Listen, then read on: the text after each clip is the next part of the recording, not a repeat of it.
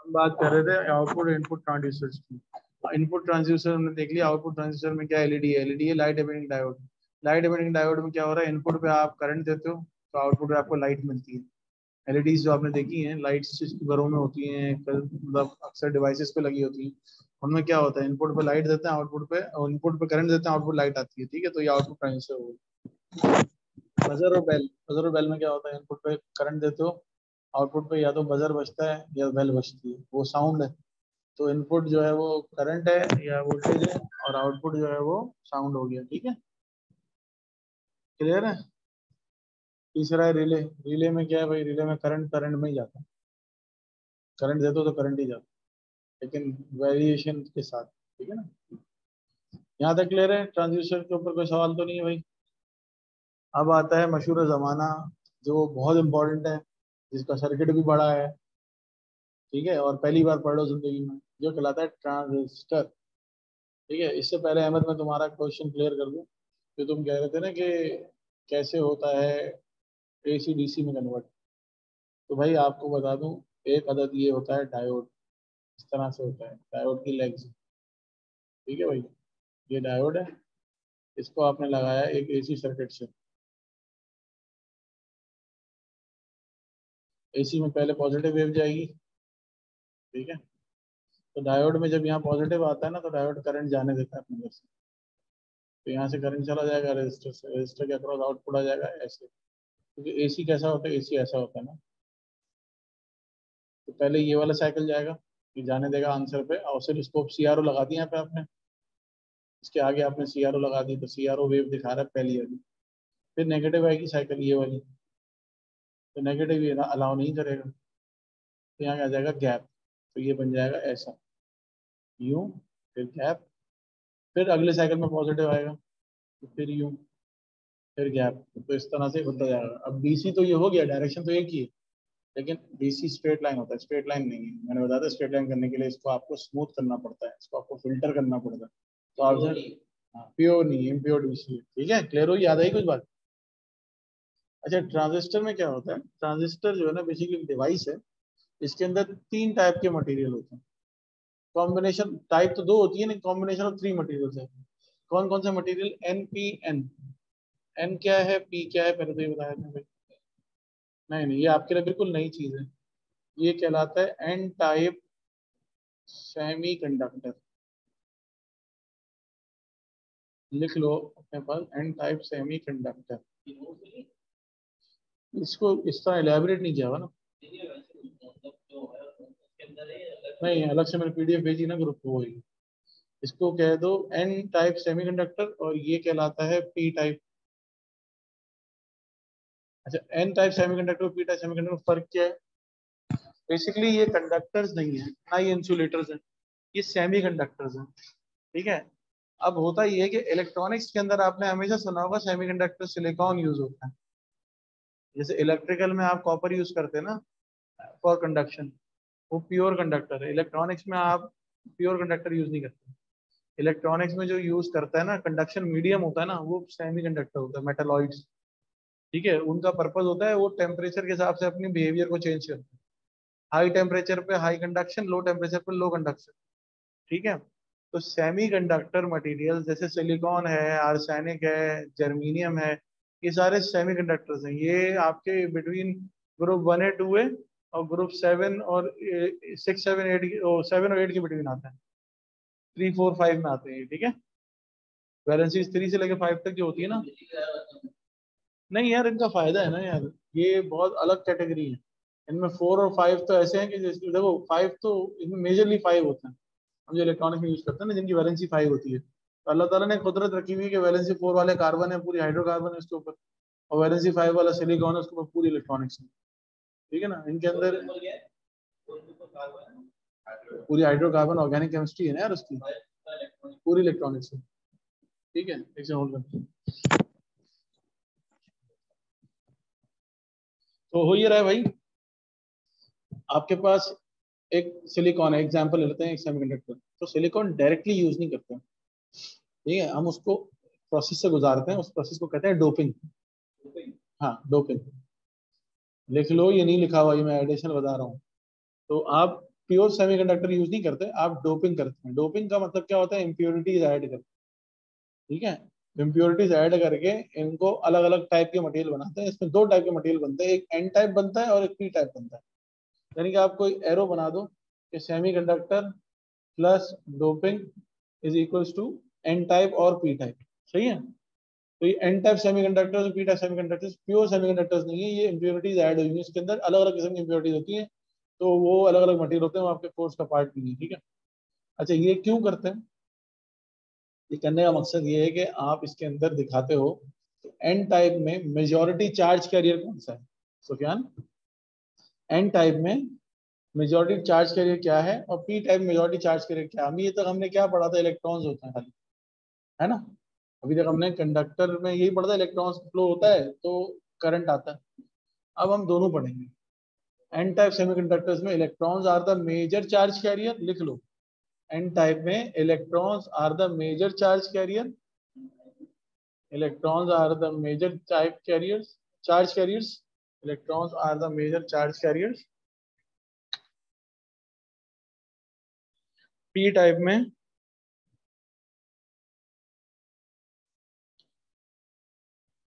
में holes, holes लिखो, holes HOLES, holes, holes के साथ ब्रैकेट में लिखो पॉजिटिव चार्जेस।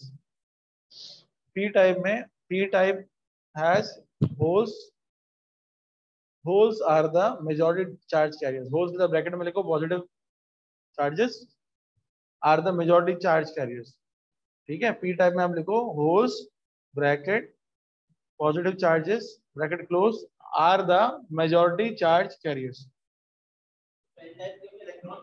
सब बताऊंगा मैं, टेंशन नहीं लो। हाँ नहीं ना, इलेक्ट्रॉन ज्यादा majority charge carriers in N type, ठीक है।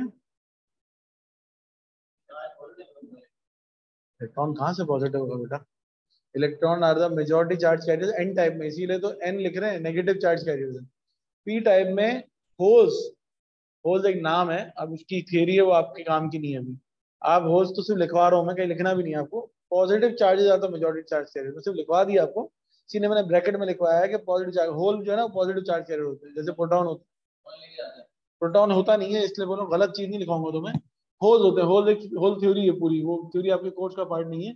आप समझो एन टाइप में नेगेटिव चार्ज कैरियर्स होते हैं मेजॉरिटी, यानी कि इलेक्ट्रॉन से करंट जाता है एन टाइप में, और इसमें पॉजिटिव चार्ज से करंट जाता है पी टाइप में। इनके नाम से पता चल रहा है N is negative, P is positive. N type material में क्या होगा, इलेक्ट्रॉन्स की वजह से करंट बनेगा, और पी टाइप में पॉजिटिव चार्जेस की वजह से करंट बनेगा, ठीक है। ये बात क्लियर होगा N type P type semiconductors की। अच्छा, अब आते हैं ट्रांजिस्टर पर। ट्रांजिस्टर एक डिवाइस है जिसके अंदर इनका कॉम्बिनेशन से रजिस्टर बनता है, वो एक डिवाइस बनती है जिसमें पहले आप रखते हो एन टाइप मटेरियल, फिर रखते हो पी टाइप, फिर रखते हो एन टाइप, इन तीनों का एक सैंडविच बनाया थे। तो आप एन टाइप को सैंडविच करते हो दो पी टाइप के मटेरियल, तो ये कहलाता है एनपीएन ट्रांजिस्टर। एक दूसरा ट्रांजिस्टर होता है पीएनपी, जिसमें आप दोनों साइड में पी रखते हो, बीच में एन रखते हो, वो अभी आपके कोर्स में पढ़ाया नहीं जाएगा आपको, सिर्फ एनपीएन पढ़ाया जाएगा, ये बड़ा इंपॉर्टेंट है।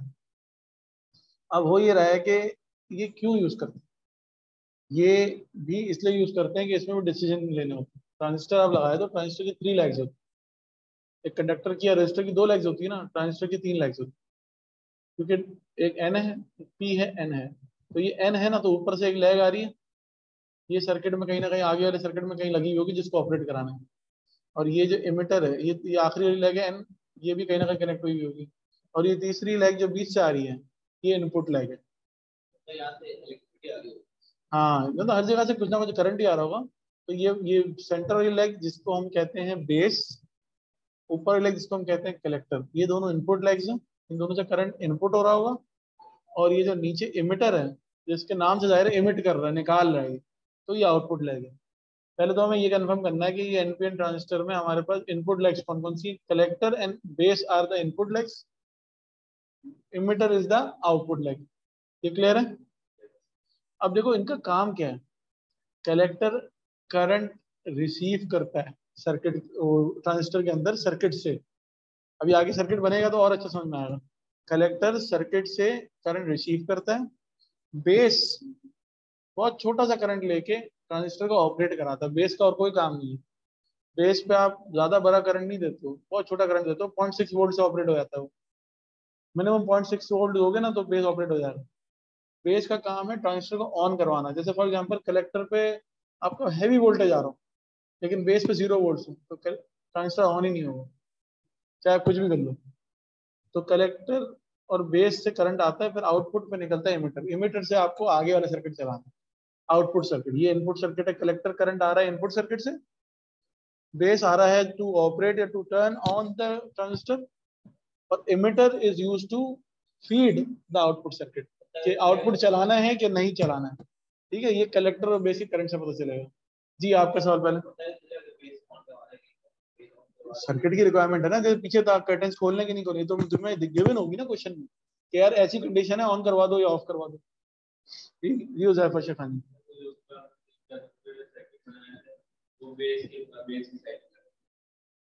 जो सर नहीं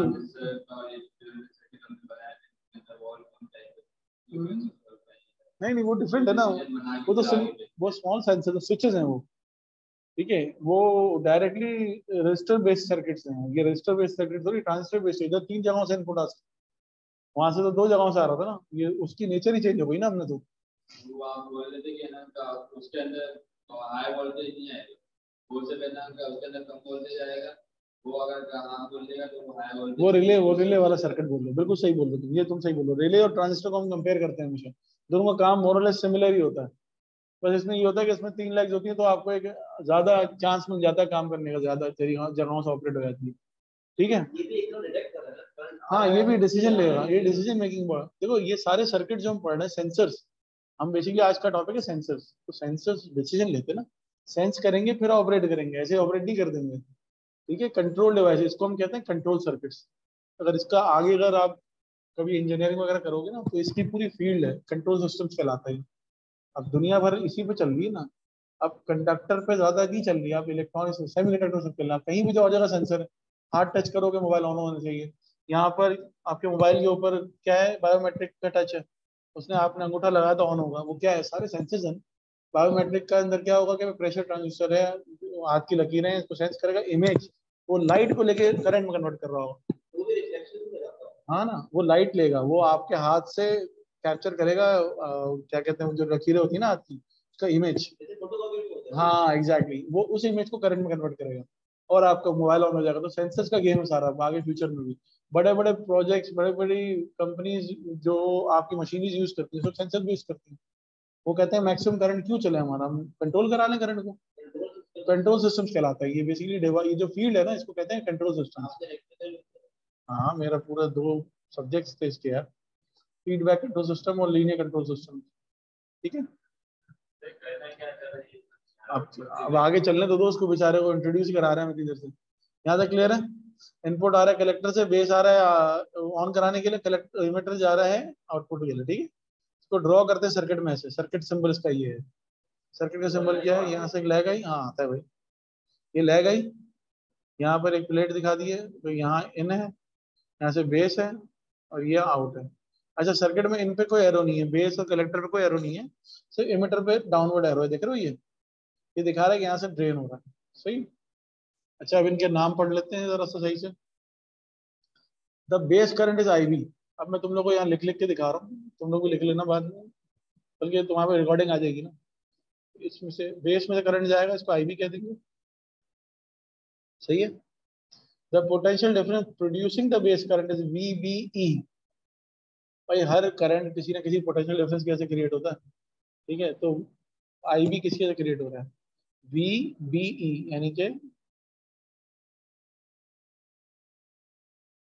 इन दोनों के बिटवीन एक पोटेंशियल होगा, जिसको मैं वी बी ई कहता हूँ। बी और ई के बिटवीन, बेस और एमिटर के बिटवीन एक पोटेंशियल होगा, जिसकी वजह से आई बी फ्लो करेगा।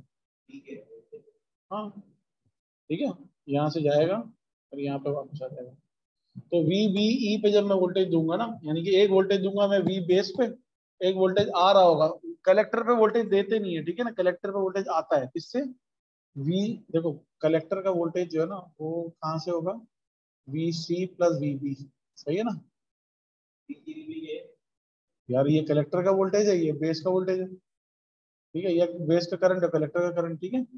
तो कलेक्टर वोल्टेज आ रहा हो तो ये क्या होगा भाई, वीबीई का मतलब है, वीबीई का अगर मैं मतलब बताऊँ ना, VBE is equal to V V base minus V emitter.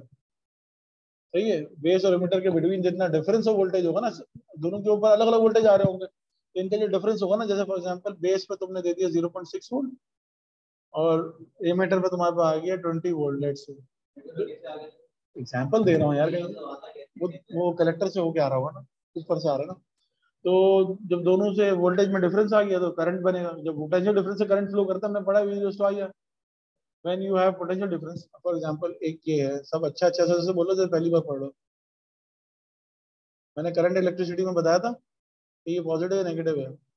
अगर ये 10 वोल्ट है तो 10 volt positive, 10 volt minus zero है बेसिकली। डिफरेंस आ गया, हाँ तो डिफरेंस आ गया ना, डिफरेंस की वजह से करंट फ्लो कर जाएगा इसमें से। हाँ यार, ये तो ऐसे पूछ रहे हो तुम जैसे आज ये करंट इलेक्ट्रिसिटी पता है ना सबको, ये डिफरेंस ऑफ वोल्टेज की वजह से करंट फ्लो करता है। अगर ये दोनों पे दे दूंगा, इधर प्लस 10 इधर भी प्लस 10, कभी करंट फ्लो ही नहीं करेगा। याद नहीं, मैंने बताया था यार, कौवा बैठा होता है तार के ऊपर, अगर एक ही तार में बैठा तो करंट नहीं लगेगा, क्योंकि उसकी लेग एक ही वायर पे, उस वायर पे सेम पोटेंशियल चल रहा है। अगर वो नीचे वाले वायर में पाँव रखेगा तो डिफरेंस ऑफ पोटेंशियल आ जाएगा, फिर वो मर जाएगा, उसको करंट आ जाएगा। याद है ये सारी एग्जाम्पल?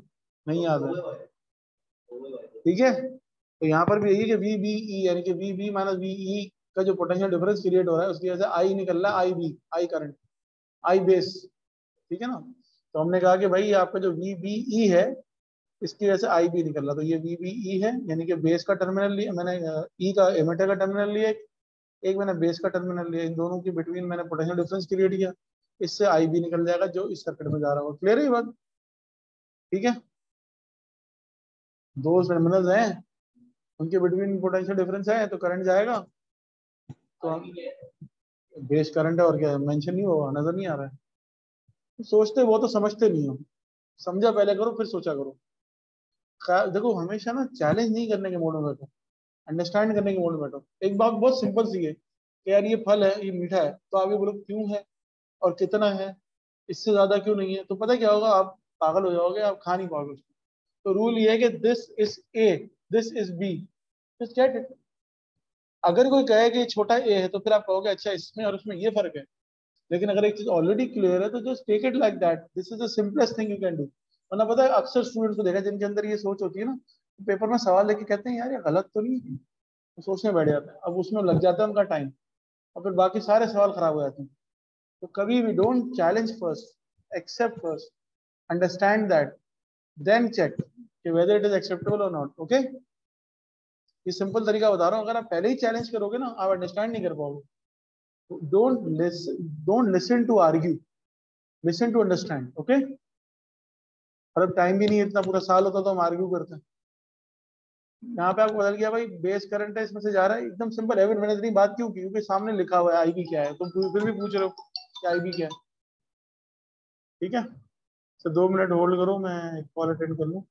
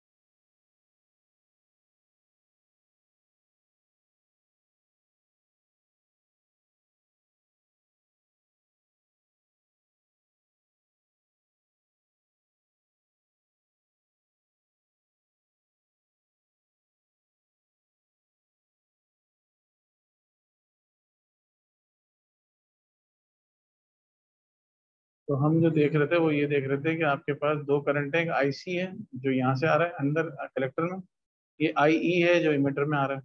तो आपका जो कलेक्टर करंट है ना, ये किसकी वजह से बनता है, वीसीई से बनता है। यानी कि कलेक्टर और इमीटर के बिटवीन जो पोटेंशियल डिफरेंस है उसकी वजह से आईसी बनता है, कलेक्टर करंट, ठीक है। और इमीटर करंट इन दोनों का सम होता है। अगर आप इमीटर करंट की बात करो ना, I E is equal to I C plus I B, सही। दोनों इनपुट्स को सम करोगे तो इमीटर करंट आएगा, आई ई आ जाएगा।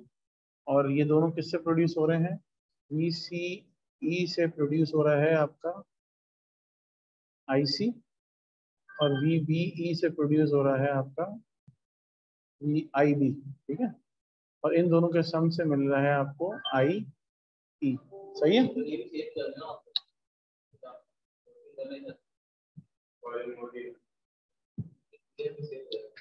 क्या, ये तो बाद में कर लेंगे, अभी तो गंदा सा होगा ना, तो सही से करना पड़ेगा, यहाँ पर तो बच्चे कंफ्यूज हो जाएंगे। ये तो रफ वर्क है ना सारा, ठीक है, यहाँ तक क्लियर है। आई बेस करंट जो है वो किससे जाता है, पीवीसी से। कलेक्टर करंट किससे जाता है, वीसीई से। और इमीटर करंट इन दोनों के सम से जाता है, ठीक है, क्लियर है। चलो,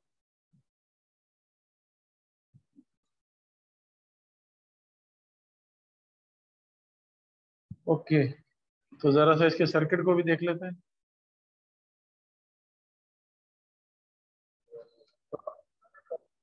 देख लिए, ठीक है, हुजैफा इधर आ जाओ। अब आप सर्किट में इनकी प्लेसमेंट देखो। आपके पास क्या है, यहाँ पर ये है ट्रांजिस्टर, यहाँ पर आई बी जा रहा है, यहाँ से एमिटर करंट आ रहा है। तो वी बी ई जो मैंने ऊपर दिखाया था, वी बी ई के पोटेंशियल डिफरेंस है, यानी कि एमिटर का टर्मिनल, बेस का टर्मिनल, इन दोनों के पोटेंशियल डिफरेंस से आई बी फ्लो कर रहा है। इसी तरह ये क्या है, ये कलेक्टर करंट है, ये एमिटर टर्मिनल है। तो ये एमिट कलेक्टर और एमिटर का टर्मिनल वी सी ई से आई सी जा रहा है, ठीक है। जो मैंने ऊपर ड्रॉ किया था वो यहाँ पर प्रॉपर ड्रॉ होगा। सॉरी, नहीं, बैटरी बैटरी वर्ड यूज नहीं करो ना, जो उसका टर्मिनोलॉजी है वही यूज करो। ये बेस करंट है, बेस वोल्टेज है, बेस करंट है। अब वो जरूरी नहीं है बैटरी से आ रहा हो, कहीं से भी आ जाए, किसी और सर्किट से भी आ सकता है ना। किसी और सर्किट के आउटपुट से आ रहा होगा तो क्या करोगे, करेक्ट, यहाँ कपल होता है ना, ये अब वो सिंपल सर्किट्स नहीं है ना, ये अब कॉम्प्लेक्स सर्किट्स आ गए। इलेक्ट्रॉन के सर्किट्स कॉम्प्लेक्स होते हैं, सोल्यूशन सिंपल होता है, ठीक है।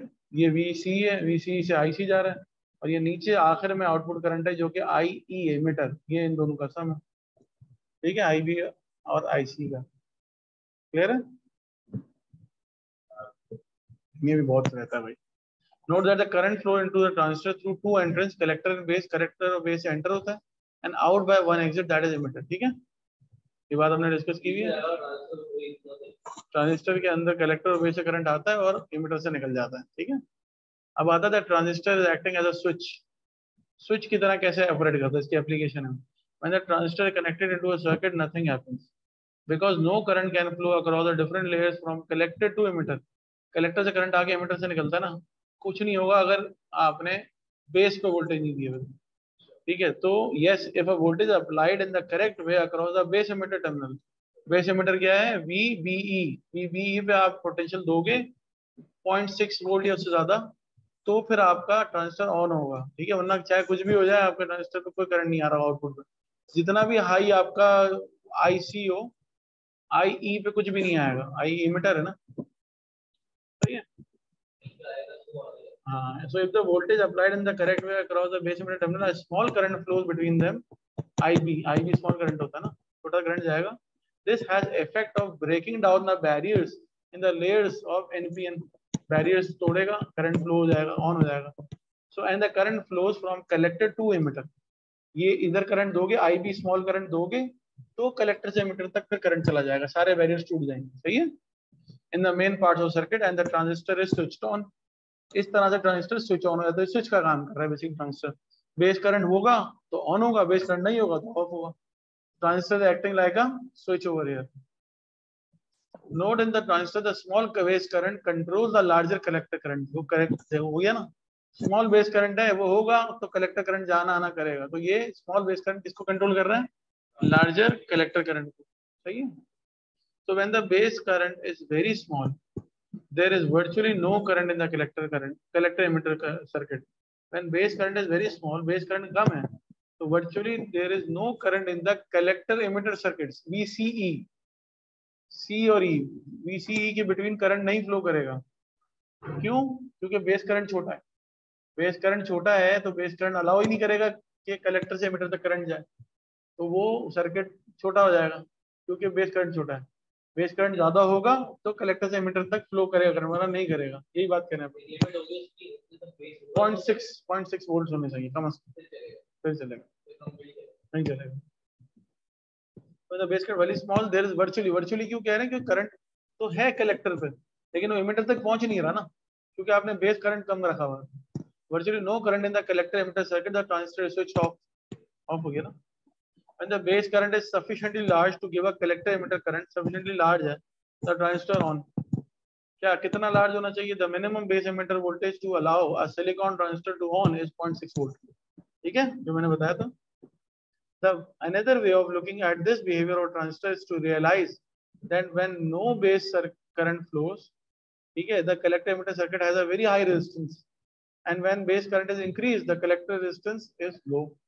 इसको देखने का एक और तरीका भी है कि जब आपका बेस और एमिटर का वोल्टेज कम होता है, यानी कि बेस करंट कम है, तो सर्किट की रेजिस्टेंस बहुत बढ़ जाती है कलेक्टर टू एमिटर, क्योंकि सर्किट में करंट ही नहीं जा रहा.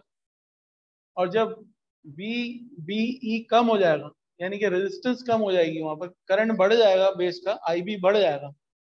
IB अगर बढ़ गया तो क्या होगा? पूरे सर्किट की रेजिस्टेंस कम हो जाएगी, तो कलेक्टर से एमिटर तक करंट चला जाएगा. ठीक है, क्लियर है? अब आपको कह रहे थे use of transistor as a switch में आपने सर्किट दिखाया, प्रॉपर सर्किट. अब आपसे डिस्कशन नहीं है. तो यहाँ पर एक 6 वोल्ट की सप्लाई लगी हुई है. ठीक है भाई, 6 वोल्ट की सप्लाई है. Is connected to a potential divider R1 R2. सही है भाई, R1 है या R2 है, दो रेजिस्टर लगे हुए. फिर आपको कह रहे हैं R2 is very small, R2 बहुत छोटा है अगर, ठीक है, the base emitter voltage VBE will be very small. R2 कहाँ लगा हुआ है? R2 लगा हुआ है बेस और एमिटर टर्मिनल्स पे. ये नीचे एमिटर है, देख रहे हो, और यहाँ पर क्या है? यहाँ बेस है, यानी कि बेस एमिटर के अक्रॉस आपने R2 लगाया हुआ. तो यानी कि जो R2 के अगेंस्ट वोल्टेज अपेयर हो रहा होगा, ये R2 है ना मेरा रजिस्टर 2, इसके अक्रॉस जो वोल्टेज आ रहा होगा, तो मैं नाम दे देता हूँ, लेट्स से V2. तो R2 के अक्रॉस जो V2 आ रहा होगा, वही आपका क्या होगा? वही आपका VBE होगा. R2 क्योंकि बेस एमिटर टर्मिनल पे लगा हुआ है ना, तो जो V2 होगा यानी कि R2 के अगेंस्ट वोल्टेज होगा, वही VBE होगा. ठीक है, तो आपको कह रहे हैं कि भाई when R2 is very small the base emitter voltage VBE will be very small. अगर R2 कम है तो VBE भी कम होगा. सही है, and the transistor switch is of, transistor off रहेगा. एज R2 इज इंक्रीज, अब कह रहे हैं R2 इंक्रीज, क्योंकि वेरिएबल रजिस्टर है ना, R2 एक रियोस्टेट है. अब आहिस्ता आहिस्ता आपने R2 बढ़ाया. ठीक है भाई, as R2 is increase and the value of VBE is also increase, क्योंकि सीरीज में करंट तो सेम रहता है. तो आपने जब R2 बढ़ाया तो VBE भी बढ़ गई, उसके अगेंस्ट जो वोल्टेज है वो बढ़ गया, वोल्टेज बढ़ गई. वोल्टेज बढ़ी तो अब इसकी वजह से क्या हो रहा है? Become greater than 0.6 volt. जितना आपने R2 बढ़ा दिया कि VBE जो है 0.6 वोल्ट से बढ़ जाए, तो अब क्या होगा? आपका यहाँ पर IB फ्लो होना शुरू हो जाएगा, इसके अंदर से IB फ्लो होना शुरू हो जाएगा. पहले इसको समझो, फिर बाद में दूसरा सवाल. ये बात समझ में आती है कि R2 के अगेंस्ट R2 बढ़ गया तो V2 बढ़ जाएगा या VBE बढ़ जाएगा, तो IB फ्लो करना शुरू कर देगा. IB फ्लो करेगा तो इसमें से यहाँ पर बेस पे करंट जाएगा, बेस पे करंट जाएगा तो ट्रांजिस्टर आपका ऑन हो जाएगा. ठीक है, तो आपने कहा कि भाई ये becomes greater than 0.6 volt, transistor switched on and the signal lamps the light. अब क्या हो? यहाँ से करंट गया, ये ऑन हो गया, तो जो ये वोल्टेज बैटरी यहाँ से लगी हुई है ना, 6 वोल्ट यहाँ -6 वोल्ट, ठीक है, पूरे सर्किट पे लगी हुई है. तो ये लैम्प जो है ये करंट कहाँ से लेगा? यहाँ से लेगा. ये पोटेंशियल यहाँ से आ रहा है ना, इस पावर सप्लाई से ले रहा है ना करंट. तो लैम्प में से करंट कब जाएगा? जब कलेक्टर करंट अलाउ होगा इस ट्रांजिस्टर में जाने से, क्योंकि लैम्प कनेक्टेड है कलेक्टर से ना. लैम्प का जो आउटपुट है, आउटपुट लैग है, वो कलेक्टर में जा रही है. देख रहे हो, लैम्प की आउटपुट लैग देखो, कलेक्टर में जा रही है ना. इतना मुश्किल लग रहा है ऐसे देखने से? देख तो लो, सिंपल तो है.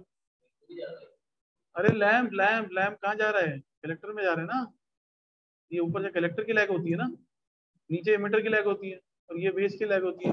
सही है, तो लैम्प का आउटपुट कलेक्टर में जा रहा है। तो अब क्या हुआ, जब यहाँ पर आपके पास बेस करंट आया तो ये ट्रांजिस्टर ऑन होगी, जब ट्रांजिस्टर ऑन होगा तो वो कलेक्टर करंट को खींचेगा अपने अंदर। कलेक्टर करंट कहाँ से आएगा, लैंप में से आएगा। लैंप करंट कहाँ से लेगा, बैटरी से लेगा। तो लैंप जब अपने जैसे करंट गुजार देगा और वो करंट कलेक्टर से जाके एमीटर से निकल जाएगा, तो लैंप ऑन हो जाएगा। ठीक है, तो ये काम कर दिया इसने। अब मैं सेशन रीस्टार्ट कर रहा हूँ, सेशन रीस्टार्ट कर रहा हूँ, क्योंकि 1 मिनट रह गया। दोबारा फौरन बेटा कनेक्ट करना, मैं बार बार वेट नहीं कर सकता। ठीक है, बेस में करंट होना जरूरी, तभी तो ऑन होगा।